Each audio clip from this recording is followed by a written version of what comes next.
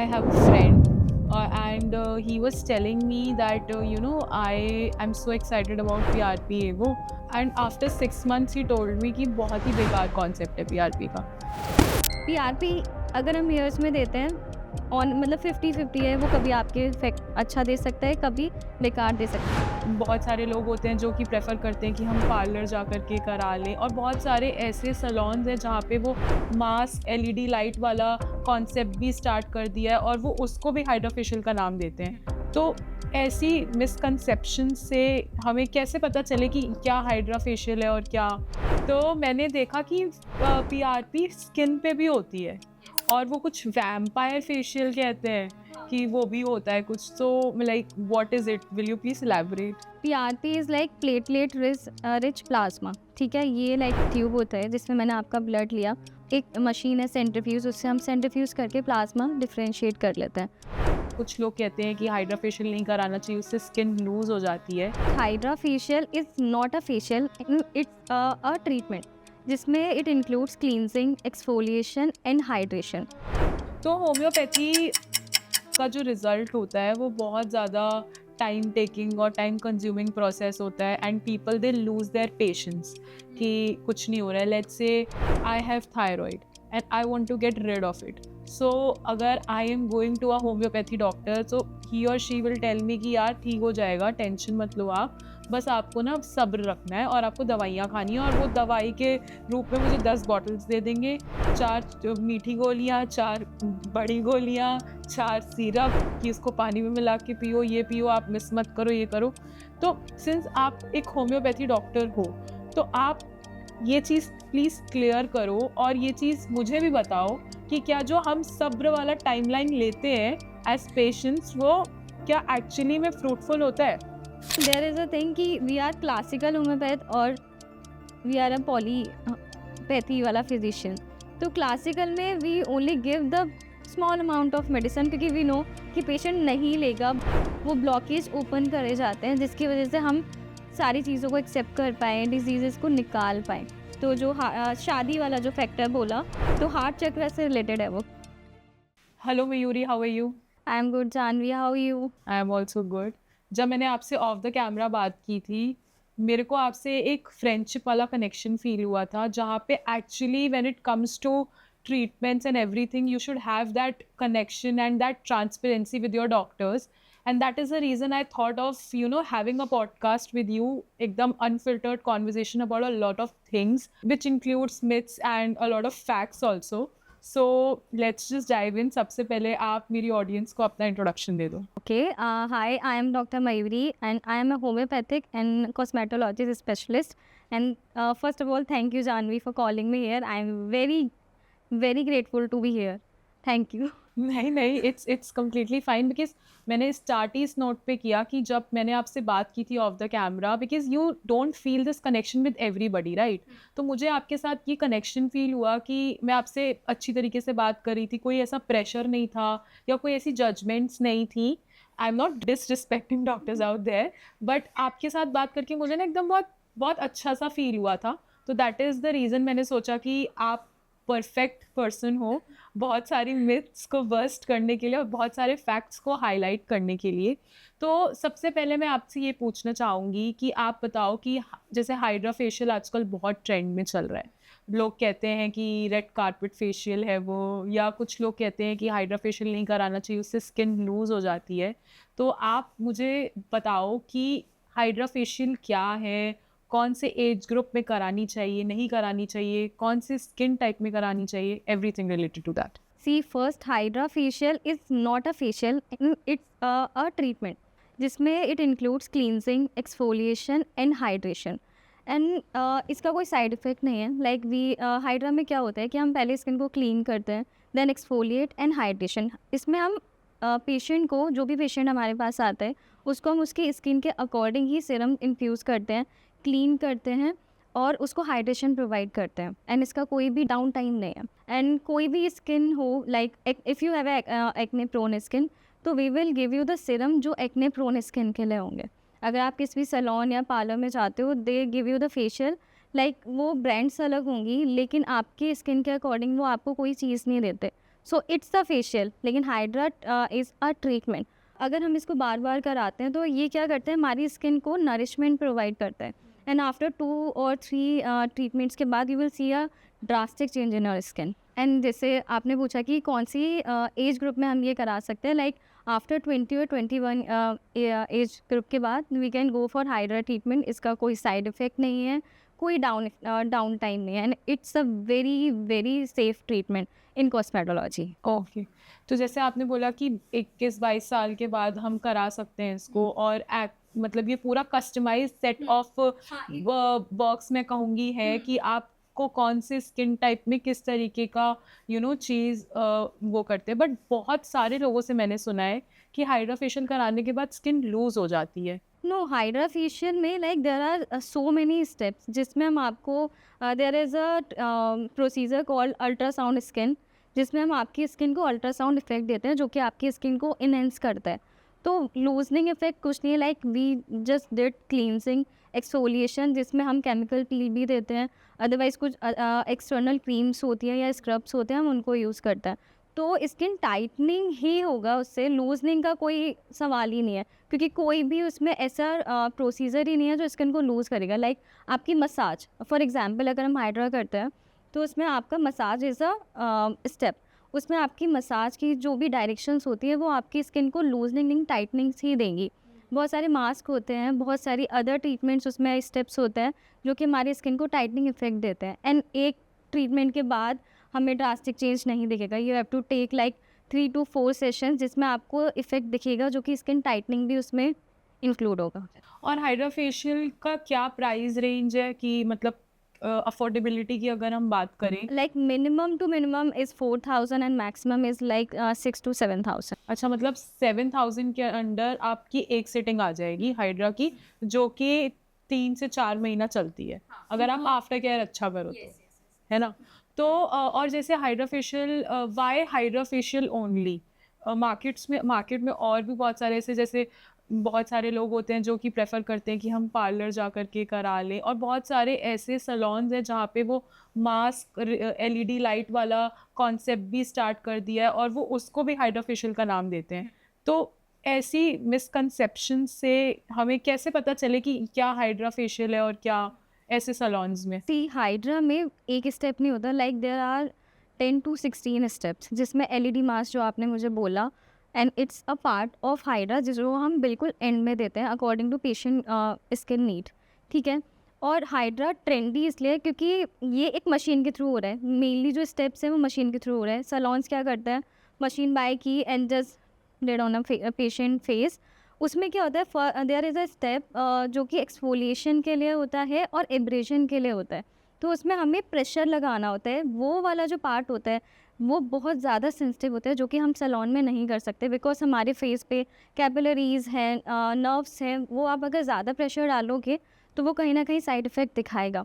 वो ही डिफरेंस कर देता है फेशियल को और हाइड्रा नॉर्मली जो सैलून्स में या क्लिनिक्स में होते हैं। इसलिए लोगों को लगता है कि ठीक है हमने मशीन ले लिया, we can do in a salon, पर वो ट्रीटमेंट नहीं होता, वो सिर्फ जस्ट अ फेशियल। इसमें अलग अलग मशीन्स भी आती हैं, लाइक 4 in 1, 10 in 1, 16 in 1। जो 16 and 10 वाला होता है they mostly used in clinic only, जो 4 वाला है वो सैलून्स में यूज़ होता है। हाँ, और कभी आपके साथ ऐसा हुआ है कि आपने किसी पेशेंट का हाइड्रा फेशियल किया हो and they are coming back with acne bumps, never. या फिर उनको सूट नहीं किया? Because there are so many types of skin, there are so many types of skin. So oily skin है, combination skin है, dry skin है, और किस स्किन पे सबसे बेस्ट परफॉर्म करता है हाइड्रा? सी अगर कोई भी पेशेंट आता है तो फर्स्ट हम क्या करते हैं, हम पेशेंट की हिस्ट्री लेते हैं, उसकी पूरी स्किन की डिटेल्स लेते हैं, लाइक कौन सा एरिया ऑयली है, ड्राई है स्किन, एक्ने प्रोन्स है, हम उसके अकॉर्डिंग कस्टमाइज हाइड्रा फेशियल्स देते हैं उनको। ठीक है, तो चांसेस बहुत कम है कि उनको इसमें कोई साइड इफ़ेक्ट दिखेगा।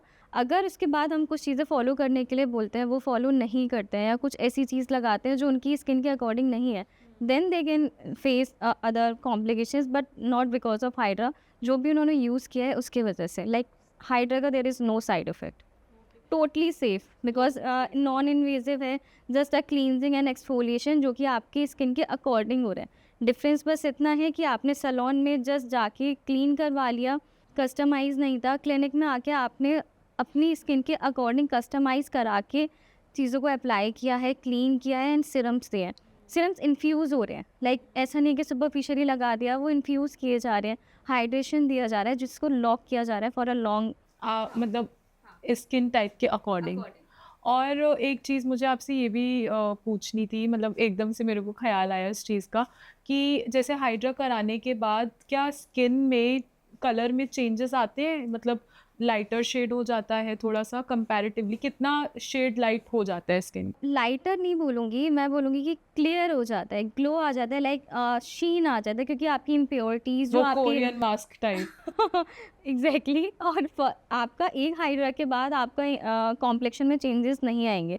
After few session you can see visible changes in your skin quality and your complexion also, but not after one session. तो अच्छा, चेंजेस आते हैं लेकिन आफ्टर फ्यू सेशंस। वो आते हैं। और जैसे आजकल लोग पीआरपी भी बहुत करा रहे हैं, पीआरपी के तो टाइप्स भी होते हैं, मतलब मैंने तो हेयर पीआरपी सुनी है, बट थोड़ा बहुत जब when I was researching about the conversation we are suppose to have today, तो मैंने देखा कि पीआरपी स्किन पे भी होती है, और वो कुछ वैम्पायर फेशियल कहते हैं कि वो भी होता है कुछ, तो like what is it, will you please elaborate? PRP is like platelet rich plasma. ठीक है, ये लाइक मैंने आपका ब्लड लिया, एक ट्यूब होता है जिसमें मैंने आपका ब्लड लिया, एक मशीन है सेंट्रीफ्यूज, उससे हम सेंट्रीफ्यूज करके प्लाज्मा डिफ्रेंशिएट कर लेते हैं। उसको we inject on the face directly and do with the microneedling. उससे क्या होता है कि आपके फेस पे जो कोलेजन है, लाइक आपके फेस पे अगर मार्क है और अगर मैंने आपको PRP दिया तो वहाँ पे कोलेजन नया बिल्ट होगा, तो जो स्कारिंग है वो कम होगी। तो इट्स लाइक उससे कॉम्प्लेक्शन आपका फेयर होगा, रिंकलिंग्स कम होती हैं। मोस्टली लोग इसको डार्कनिंग के लिए भी, लाइक किसी को कॉम्प्लेक्शन थोड़ा इनहेंस करना है, किसी को हाइपर पिगमेंटेशन कम करनी, लाइक बहुत सारी चीज़ों को कवर करता है PRP। नया कोलेजन बना रहे हैं अगर, हाँ, स्किन में, तो वो डायरेक्टली इंजेक्ट होता है एंड आफ्टर नमिंग तो थोड़ा बहुत पेनफुल होता है। आफ्टर इफेक्ट मतलब अगर आपने PRP कराया है तो लाइक 2 to 3 आवर्स आपको हल्का सा इफेक्ट फील होगा, सोरनेस फील होगी एंड उसके बाद सबसाइड हो जाता है वो। तो वो नया कोलेजन बूस्ट करता है। उसके लिए मेजरली काम करता है skin PRP, which is vampire facial. हाँ, वेम्पायर फेशियल में we directly put the blood of the patient, उसमें हम प्लाज्मा अलग नहीं करते हैं। प्लाज्मा क्या करता है, plasma is a healing, give you the healing property. Basically platelets का काम क्या है, प्लाज्मा का काम है हील करना। लाइक अगर मैंने आपको छोटे छोटे वूंड्स दे दिए हैं और वहाँ पे क्या होता है, नॉर्मली जो हमारी बॉडी है उसका रिस्पॉन्स होता है कि वो प्लेटलेट्स भेजती है, नया कोलेजन बनाती है। तो हम आपको इंटेंशनली वूंड्स दे रहे हैं कि वहाँ पे नया कोलेजन बने और आपकी स्किन की क्वालिटी इन्हेंस हो जाए। आपकी जो स्कारिंग है, रिंकलिंग है, या जो आपका कॉम्प्लेक्शन थोड़ा डार्क डलनेस आ गई है, वो सारा रिमूव होगा अगर नया कोलेजन बनेगा। मतलब मेलेनिन जिनकी बॉडी में ज़्यादा होता है उनके लिए vampire facial is advisable? Not melanin जिनकी उसमें होता है, कोई भी ले सकता है इसको, ऐसा मतलब नहीं है। मेलेनिन की मतलब मेलेनिन की वजह से आपकी बॉडी में बॉडी का कलर कलर आपका, थोड़ा हाँ, सा कंपैरेटिवली डार्क होता है, हम्म, तो वो थोड़ा उसके शेड कम कर देता है, लाइक PRP भी and vampire facial both.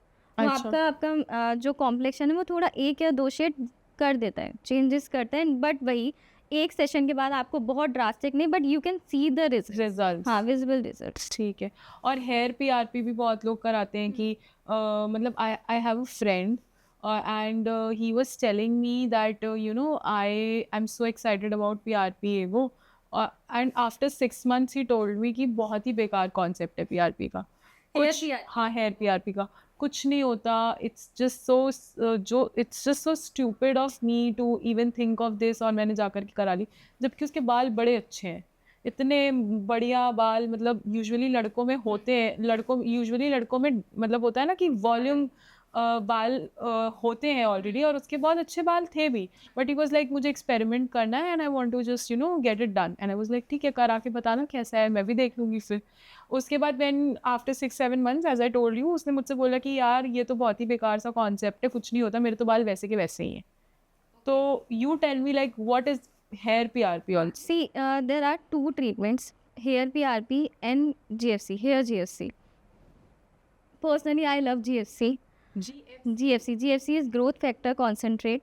Similar होता है PRP की तरह, बस PRP में आपका प्लेटलेट्स जाती हैं एंड आपका जीएफसी में ग्रोथ फैक्टर्स जाते हैं। तो लाइक आपका फर्स्ट ऑफ ऑल आपका कंसर्न क्या है हेयर कि like you want thickening of hair, you want the growth.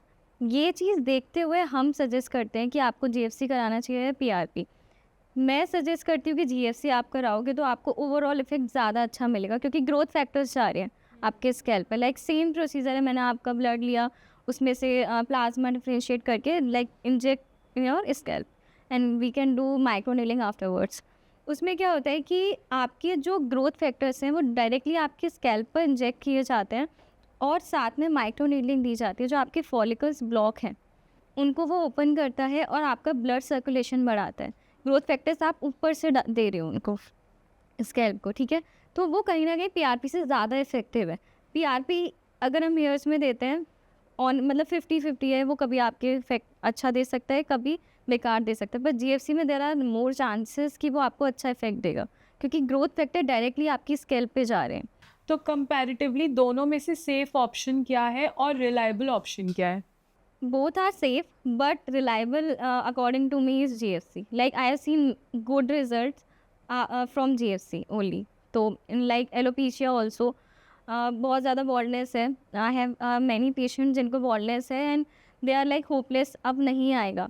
100% नहीं पर 50% I have seen results कि उनके follicles आए हैं, बाल दोबारा से आया है, बहुत ज़्यादा थिकनिंग हुई है हेयर्स की। लाइक अगर आपके क्राउन एरिया पे नहीं है बाल, साइड में भी अगर हमने वहाँ पे उनको जीएफसी दिया हुआ है तो वहाँ के बालों की थिकनिंग हुई है, ग्रोथ हुई है। एलोपेशिया पेशेंट्स में। और एलोपेशिया बहुत सारा यंग मास अट्रैक्ट कर रहा है, मैं कहूँगी। मतलब उनका जीन्स भी नहीं है, स्पेशली मेल्स नहीं, फीमेल्स में भी है। एंड दे टेल लाइक उनका मैंने लाइक देखा है, इंस्टाग्राम पे स्टोरी टाइम देखा है या यूट्यूब पे व्लॉग्स देखे हैं। तो वो कहते हैं कि एक टाइम तक ही एक इंसान एलोपेशिया का ट्रीटमेंट करा सकता है, क्योंकि फिर वो अपने आप को वैसे ही एक्सेप्ट कर लेता है कि मैं ऐसे ही ठीक हूँ। हाँ, क्योंकि it's a time taking procedure. See अगर आप एलोपेशिया क्या है, आपके हेयर्स फॉलिकल जो हैं वो ब्लॉक हो गए हैं, वहाँ पे हेयर लॉस पूरे तरीके से हो चुका है। अगर आपका अर्ली साइंस है एलोपेशिया के एंड यू तो जीएफसी सेशंस, आपने ढंग से डाइट ली, जीएफसी लिया, प्रॉपर ट्रीटमेंट लिया, it will preserve your hair like 50%, 50 to 60%। Alopecia के अर्ली साइंस क्या है? एलोपेशिया के इज़ लाइक आपकी बॉल्डनेस शुरू होती है on the vertex of hair. किसी पैचेस में भी हो सकता है, पैचेस में भी हो सकता है, थिनिंग हो सकती है हेयर फॉल की। आपने सारे टेस्ट करा लिया, सब करा लिया, even you are not getting any result, तो आप बोल सकते हो कि वो एलोपेशिया है। बट तो क्या ये किसी ब्लड टेस्ट से पता चलता है? नॉट ब्लड टेस्ट, लाइक हम कोई भी अगर पेशेंट आएगा वो बोलेगा कि हेयर फॉल हो रहा है, तो हम पहले उसकी पूरी हिस्ट्री लेते हैं कि ओके कहीं डाइट में ऐसी कोई चीज़ तो नहीं है, कोई ऐसी इलनेस तो नहीं है, सब कुछ ठीक है। We can go for serum ferric also, ये हम टेस्ट कराते हैं, वो भी कम होता है उसकी वजह से भी। मतलब बहुत सारे फैक्टर्स है। डीएचटी तो आई थिंक मेल्स में बनता है मेल्स में ना? होता है। अगर हम मेल्स की बात करते हैं तो हम वो मतलब मेल या फीमेल हम दोनों को लेते हैं, तो हम सारी चीज़ें कवर करते हैं। अगर हमें कुछ नहीं मिलता, फैमिली हिस्ट्री बहुत रोल प्ले करती है एलोपेशिया में, तो हम कहीं ना कहीं कंक्लूड कर सकते हैं कि वो एलोपेशिया है। एंड अभी जितने भी पेशेंट्स मेरे पास आ रहे हैं जो मैंने देखे हैं, specially males, that's I am saying कि मेल्स मेरे पास ज़्यादा हैं, उनको एलोपेशिया एरियाटा शुरू हो चुका है। Areata. Like areata alopecia is a hair loss, is a term for hair loss. Alopecia में आपके 3 वेरिएशंस होते हैं। तो एरियाटा में इज़ लाइक आपका सडन ऑटो इम्यून होता है, सडन लॉस होने लगा। Auto immune disease is like आपकी बॉडी अगेंस्ट योर इम्यूनिटी काम कर रही है। हाँ, तो एलोपेशिया एरियाटा के केसेस ज़्यादा हैं इस time in males specially. Females में हेयर लॉस का reason is most common is PCOS, ठीक है, क्योंकि हमें बहुत ज़्यादा कॉमनली मिलता है। स्ट्रेस सेकंड रीज़न, या थर्ड इज लाइक प्रेगनेंसी है, बहुत सारी चीज़ें आप डील पोस्ट कर रहे हो। हाँ, प्रेगनेंसी बहुत ज़्यादा हेयर लॉस होता है। हाँ, तो ये दोनों में अलग अलग रीजंस हैं, पर हाँ जीएफसी से इनमें अच्छा रिजल्ट मैंने देखा है। लाइक 50% आई कैन से कि आपको बाल मिल जाता है वापस। तो एलोपेशिया जिनको होता है, मतलब जिनको हेयर लॉस का इशू होता है बेसिकली, तो उनको ये प्रॉब्लम आप कह रहे हो जीएफसी से ठीक हो जाती है, मतलब कंपैरेटिवली लॉन्गर बाल हाँ, एंड इट की विल tendency टेक रहती है। अराउंड 1 ईयर जहाँ आपको एकदम विजिबल रिजल्ट मिल जाएगा, क्योंकि हेयर का अपना एक साइकिल है। तो वो ऐसा नहीं है कि मैंने आपको 2-3 सेशंस दिए और वो एकदम से बाल आपका वापस आ जाएगा। And please you have to take a 1 year of time spend. अच्छा। हाँ, वही है कि अगर आपको रिजल्ट्स दिख रहे हैं तो you will continue the treatment, but हाँ, बहुत सारे लोग गिव अप भी कर देते हैं। एग्जैक्टली गिव अप भी कर देते हैं। और इस गिव अप से मुझे आपसे एक चीज़ ये पूछनी थी कि जैसे आपसे मैंने जब ऑफ कैमरा बात की थी तो आपने ये भी बताया कि आप होम्योपैथी भी करते हो। तो होम्योपैथी का जो रिज़ल्ट होता है वो बहुत ज़्यादा टाइम टेकिंग और टाइम कंज्यूमिंग प्रोसेस होता है and people they lose their patience कि कुछ नहीं हो रहा है। Let's say I have thyroid and I want to get rid of it. So अगर I am going to a homeopathy doctor so he और शी विल टेल मी कि यार ठीक हो जाएगा, टेंशन मत लो आप, बस आपको ना सब्र रखना है और आपको दवाइयाँ खानी है। और वो दवाई के रूप में मुझे 10 बॉटल्स दे देंगे, 4 मीठी गोलियाँ, 4 बड़ी गोलियाँ, 4 सिरप कि इसको पानी में मिला के पियो, ये पियो, आप मिस मत करो, ये करो। तो सिंस आप एक होम्योपैथी डॉक्टर हो तो आप ये चीज़ प्लीज़ क्लियर करो और ये चीज़ मुझे भी बताओ कि क्या जो हम सब्र वाला टाइमलाइन लेते हैं एज पेशेंट्स वो क्या एक्चुअली में फ्रूटफुल होता है? हाँ, होता है। मैं थोड़ा बताती हूँ कैसे। लाइक अभी तुम्हें कितने टाइम से थायराइड है? 4 साल। 4 साल से। व्हाट डू यू वांट कि आप मेरे पास आते हो और मैं आपका विदिन अ 2 मंथ्स और 4 मंथ्स मैं उसको ठीक कर दूँगी। मतलब मैं तो यही एक्सपेक्टेशंस लेके आऊँगी कैसे? आपके लाइक पास। आपकी डिज़ीज़ इतनी पुरानी है एंड इट्स अ क्रॉनिक, ठीक है? Chronic disease. उसको मैं आपका 1 महीने में ठीक नहीं कर सकती। ऐसा नहीं। अब अगर हम डिले सब्र की बात की ना कि ठीक है थोड़ा टाइम लगता है। हाँ, लगता है, लेकिन इन chronic disease, acute diseases like आपको भी फ़ीवर आता है, तो अगर मैं आपको मेडिसिन दूँगी तो उसमें आपको ये नहीं बोलूँगी कि आप 4-5 दिन वेट करो, आपको फ़ीवर चला जाएगा 4-5 दिन बाद, नहीं। क्विकली एक्ट करती है क्योंकि वो अभी आया है, अभी हुआ है, बॉडी में अभी इन्फेक्शन हुआ है, तो वो एक्यूट वाली चीज़ है, वो तुरंत एक्ट करती है मेडिसिन के थ्रू। लेकिन क्रॉनिक वाला पार्ट इज़ आप बहुत टाइम से बॉडी उस चीज़ को डील कर रही है, बीमार है। क्रॉनिक कंडीशंस में इनको हटाने के लिए थोड़ा टाइम टेकिंग होता ही होता है, लेकिन वो जाता ज़रूर है। एंड होता कैसे है कि आई डोंट नो कि तुमने कभी होम्योपैथिक मेडिसिन लिए हैं मैंने या ली नहीं। थी बीच में एक हाँ, बार। तो व्हाट वी डिड कि हम पहले पूरा केस टेकिंग करते हैं। लाइक अगर तुम मेरे पास आते हो तो I will take your full case study, जिसमें मैं सिंस चाइल्डहुड से लेके अब तक जो भी जितने भी इवेंट्स रहे हैं, क्या डिजीजेस हुई हैं, क्या फैमिली हिस्ट्री है, and what is your temperament, what is going in your personal life, everything A to Z I will take. उसके बाद we prescribe a individual medicine. Like 2 लोगों को अगर थायराइड है, I will not prescribe the same medicine, क्योंकि दोनों की body personality types अलग और है। सब हाँ, कुछ अलग हाँ, है। लाइक तुम्हें गुस्सा किसी और चीज़ पे आता है, दूसरे को गुस्सा किसी और चीज़ से, तुम्हारा रिएक्शन कुछ और है, उसका रिएक्शन कुछ और है।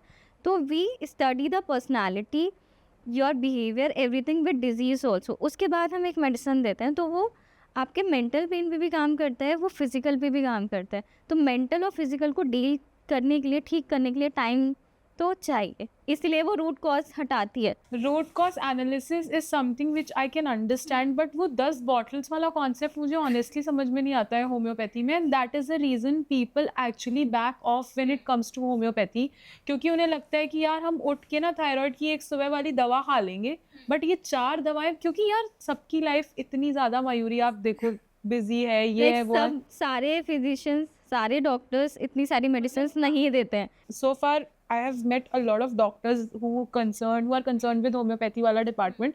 मैंने तो यही देखा है कि वो 10-10 20-20 नहीं, बॉटल्स अब देते हैं। मैं नहीं देती हूँ। ओके। हाँ, लाइक आई सेड ना कि डिपेंड करता है कि कौन कितनी मेडिसिन देता है, हर कोई सेम चीज़ फॉलो नहीं कर रहा। And there is a thing कि वी आर क्लासिकल होम्योपैथ और वी आर अ पॉलीपैथी वाला फिजिशियन।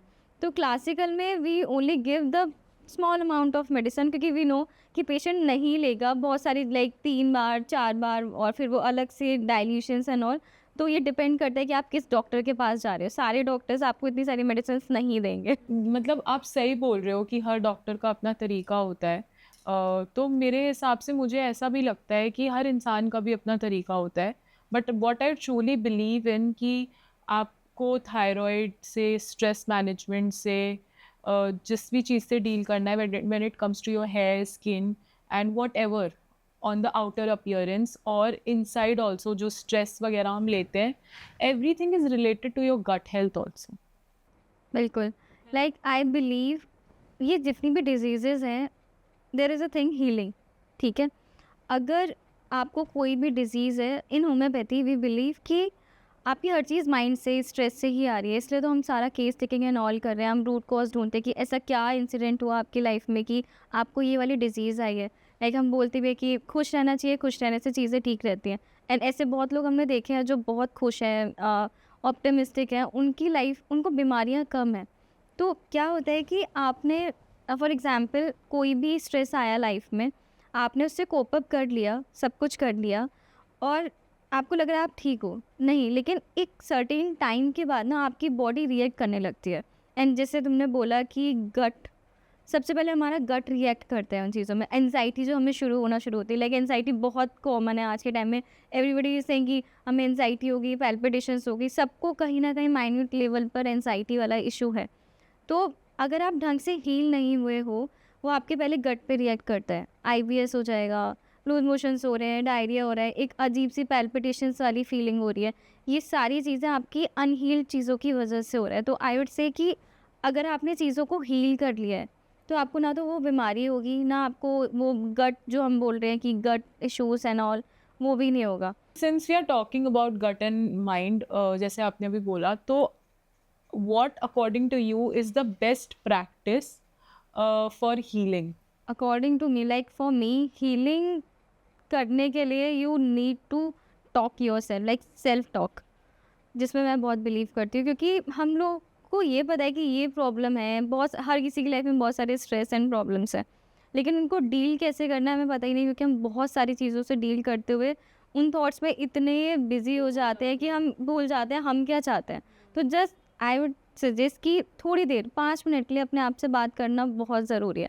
उससे आपको बहुत सारी चीज़ें पता चलती हैं कि आपको चाहिए क्या। अगर मैं तुमसे पूछूंगी कि what do you want in life, अगर कोई प्रॉब्लम है, तो क्या एकदम से कोई नहीं आएगा, क्योंकि हम कभी खुद से बात करते ही नहीं हैं। एंड खुद से बात करना हम दुनिया वालों की बातों को लेकर के उन बातों से बात करते हैं। सोसाइटल प्रेशर में हम वही चीज़ें कर रहे हैं जो वो चाहते हैं।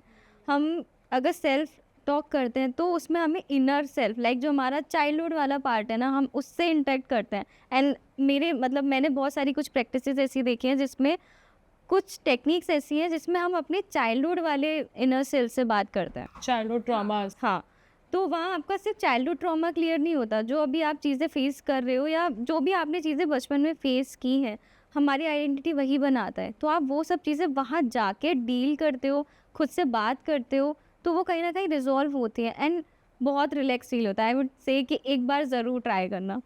तो ये कर सकते हैं। दूसरा, मेडिटेशन। हम सिर्फ बोलते हैं मेडिटेशन करना चाहिए, करता कोई नहीं है।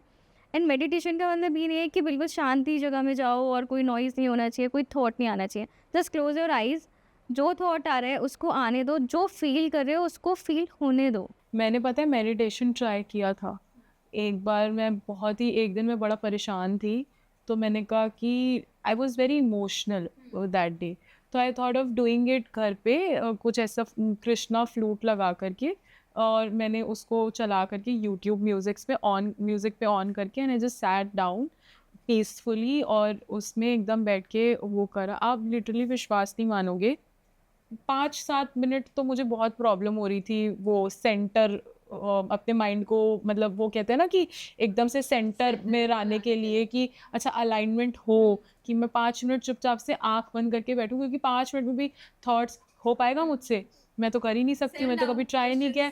वो पूरा 5-7 मिनट ऐसे चला, लेकिन द मोमेंट 8वें या 9वें मिनट से मैंने started connecting with my self, मैं लिटरली बता रही हूँ 15 मिनट के बाद जो मेरी आंखों में से आंसू गिरे सी, कि मतलब वो बर्डन निकल रहा था उन आंसुओं में। Is what I am saying कि मेडिटेशन कह लो या 10 मिनट अपने आप से बैठ के बात करने का ही कह लो, this is something which is actually very important. और अगर आप ये चीज़ सुबह उठ के करोगे ना, तो आप अपने आप को ऑलरेडी दिन के स्टार्ट होने से पहले ही हील कर चुके होगे उन ट्रॉमा से या उन ट्रिगर पॉइंट्स से जो पूरे दिन में होने वाले हैं। एक रीज़न है कि हम सुबह ही क्यों कहते हैं, लाइक हमारे ब्रेन में कुछ वेव्स हैं, तो वो जो सुबह वाला पार्ट होता है, तो उसमें थीटा वेव जो हमारी ब्रेन की होती है, वो उस टाइम कामिंग स्टेट में, वो हमें कामिंग स्टेट फील कराती है। तो वो उस टाइम जब एक्टिव होती है तो हमारा माइंड उन चीज़ को अच्छे से कोप अप कर पाता है, बॉडी बहुत ज़्यादा फील कर रही होती है, तो उस टाइम अगर हम ये कामिंग वाली चीज़ें करेंगे तो वो हमारे लिए पूरे दिन में इफ़ेक्टिव रहेगा। इसलिए देयर इज़ अ रीज़न, हम ऐसे ही नहीं बोलते सुबह ब्रह्मा मुहूर्त में उठो हाँ, या 4 बजे हाँ, उठ के हाँ, क्योंकि उस आप टाइम पे हमारे मेडिटेट करो। ब्रेन की जो वो वेव्स थीटा होती हैं, वेव्स हाँ, आपने बोला। वो बहुत एक्टिव होती हैं। एंड अगर हम उस टाइम पर उस पर काम करते हैं तो वो लॉन्ग टर्म इफ़ेक्ट अच्छा देती है। मतलब आपका रेडिएशन जो होता है वो सबसे ज़्यादा एक्टिव होता है उस टाइम पे, है ना? कि आपको कुछ भी अट्रैक्ट करना हो, कहते हैं ना कि 3 से साढ़े 3 बजे भूत का नाम मत लो हाँ। रात में। क्योंकि उस टाइम पे वो नेगेटिव एनर्जीज़ बहुत एक्टिवेटेड होती है, तो सिमिलरली वो भी थीटा वेव्स हो, हाँ, नेगेटिव ये थीटा वेव्स और सारी, हाँ, positive there theta are so waves. Many waves like theta, gamma, delta, तो वो ये सारी इसीलिए ही है क्योंकि उनके अकॉर्डिंग ही हमारा पूरा डे अगर हम प्लान करते हैं तो वो बहुत इफ़ेक्टिव होता है। और जैसे हम हीलिंग की बात कर रहे हैं, सो मीरा राजपूत ने अपना हीलिंग से रिलेटेड कुछ तो वेलनेस सेंटर खोला है मुंबई में अभी रिसेंटली, जहाँ पे she has started this practice which is a very unique concept I would say कि यू शुड कम हियर और आपका हीलिंग के हिसाब से मसाज होगी, आपका फेशियल होगा, मतलब more of a touch of हाँ, कॉस्मेटोलॉजी लाइक एंड चक्रा दे, वैदिक हाँ, प्रैक्टिस आई कि थिंक आपका शी वर्क ऑन चक्रास खोलेंगे। चक्रास, हाँ, एग्जैक्टली चक्रास। तो that will help you relax और your body muscles in the terms of आप शादी कर रहे हो लाइक ब्राइडल, मतलब उनका पूरा पैकेज कस्टमाइज्ड है। So this is a very new concept that I saw. This is not a new, this is a ancient, but अभी मतलब थोड़ा थोड़ा एंशिएंट ये लाइक हमारे इट सामने इज अब आ रहे कमिंग हैं, हाँ, now now. In our and feeds and हाँ, I everything. Believe in chakras because हमारी बॉडी में जितने भी चक्रास हैं वो अगर ब्लॉक्ड है तो हमारी आधी से ज़्यादा डिजीजेज उसी वजह से ही आती है। Like heart, there is a heart chakra, sacral chakras, मस्तिष्क चक्रास, तो अगर ये आपके ब्लॉक नहीं है तो आप बहुत सारी चीज़ें डील कर लेते हो, इनके ब्लॉकेजेस ही खुलते हैं। जो आप बता रहे हो मीरा राजपूत ने किया है, वो ब्लॉकेज ओपन करे जाते हैं जिसकी वजह से हम सारी चीज़ों को एक्सेप्ट कर पाएँ, डिजीज़ेज़ को निकाल पाएँ। तो जो शादी वाला जो फैक्टर बोला, तो हार्ट चक्र से रिलेटेड है वो कि वी हर्ड कि बहुत सारे ब्रेकअप्स हो रहे हैं, हार्ट ब्रेक्स हो रहे हैं, उसकी वजह से कोप अप ही नहीं कर पा रहे हैं, बहुत लॉन्ग टर्म सैडनेस चल रही है, तो वहाँ आपका हार्ट चक्र ब्लॉक हो जाता है। इसलिए you are not attracting a right partner और राइट पर्सन। अगर वो खुलता है, like I have read this, अगर वो खुलता है you will attract a right partner in your life. तो हार्ट चक्र को जैसे आपने पढ़ा है, this is very interesting concept.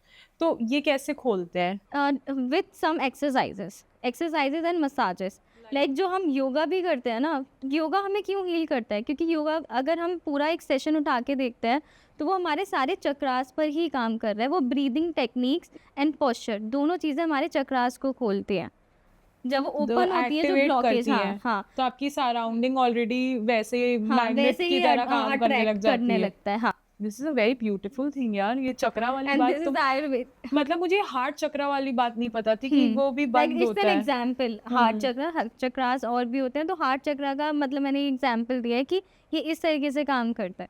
But this practice by Meera that I came across, मतलब हमारा जो वैदिक का कॉन्सेप्ट है इंडिया में वो बहुत ही ब्यूटीफुल है, but a lot of people they are more into artificial things nowadays without knowing the concept, but she has kept this in a very open way manner कि अच्छा ठीक है, आप अच्छी तरीके से देखो समझो और आप करो, एंड ये लॉन्ग टर्म में एक्चुअली आई बिलीव हीलिंग वाला जो प्रोसेस हाँ, है ना, this this this definitely is also a helps. Part of healing.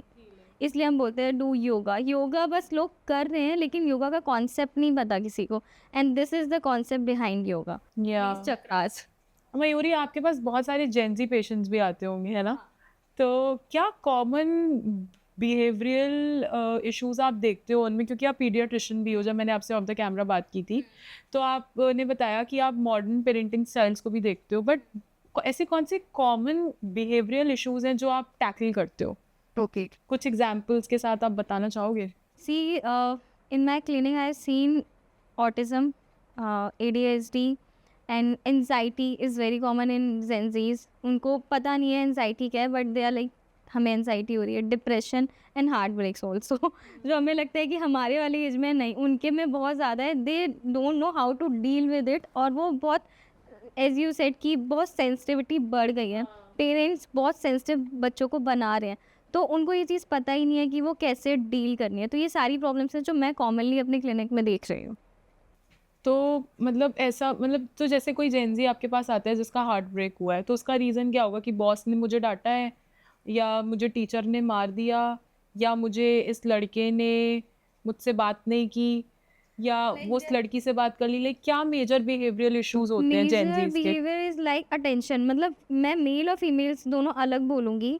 Females they want like attention नहीं मिल पा रही, उनकी एक्सपेक्टेशंस ज़्यादा है, ठीक है? और थोड़ा वॉना बी एटीट्यूड बच्चों में अभी ज़्यादा है। जेनज़ीज़ में थोड़ा वॉना बी कि ठीक है, यही चाहिए, ज़िद है, यही चाहिए, ये नहीं मिला ठीक है।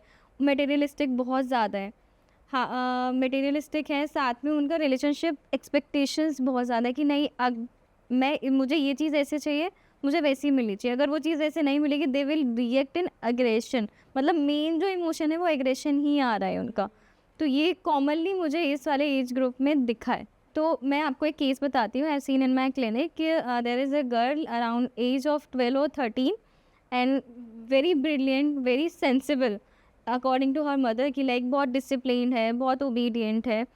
She was in depression according to her mother, and उसके अकॉर्डिंग हाँ, शी सेड कि मैम मुझे बहुत बिल्कुल भूख नहीं लगती, मुझे कुछ अच्छा नहीं लगता, मुझे सिर्फ सैड सॉन्ग सुनने हैं, मुझे सैड सॉन्ग सुनने हैं, सैड सॉन्ग सुनने हैं हाँ, सैड सॉन्ग सुनने हैं। एंड उसकी मदर कि मैम ये कुछ खाती नहीं है, पता नहीं क्या हुआ है, आई टॉक टू हर कि कोई प्रॉब्लम है, कोई पसंद है, like they are very open with each other कि कोई पसंद है, then tell She's to me. from हाँ Delhi, na? हाँ Metropolitan हाँ parents are Gen Z very parenting sensi parents. styles.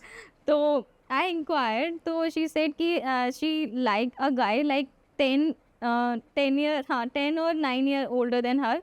और तो मैंने उनको बताया, मैंने उसको समझाया कि ठीक है, लाइक अभी इसको थोड़ा रोको, like go with the studies and go with the flow, आगे देखेंगे। मैंने जैसे बच्चों को समझा सकते थे समझाया। शी सेड नहीं, मुझे बस after my academic, after my 12th I want to get married with that guy, otherwise मैं सब छोड़ दूँगी। एंड उसकी मदर उसको वहीं पे वो मेरे पास थी, मैंने उनसे भी बात की, तो शी सेड कि मैम बस ठीक है, मैं करवा दूँगी, सब कुछ हो जाएगा, बस इसको प्रॉब्लम नहीं होनी चाहिए, लाइक ये डिप्रेशन में जा रही है, how can I deal with it, आप मुझे बताओ कोई थेरेपी दिलवानी है या नहीं। मैंने कहा नहीं, लाइक पेरेंट्स का होता है ना कि छोटे हैं कुछ भी, आपको थेरेपीज़ देना शुरू करना है। तो वो केस मेरे लिए थोड़ा शॉकिंग था। इस तरीके के शॉकिंग केसेस आते हैं कि इस एज में उनको डिप्रेशन नहीं पता है क्या है, फिर मैंने उनको और उनको समझा डिप्रेशन हाँ, हो रहा डिप्रेशन है. हो रहा है।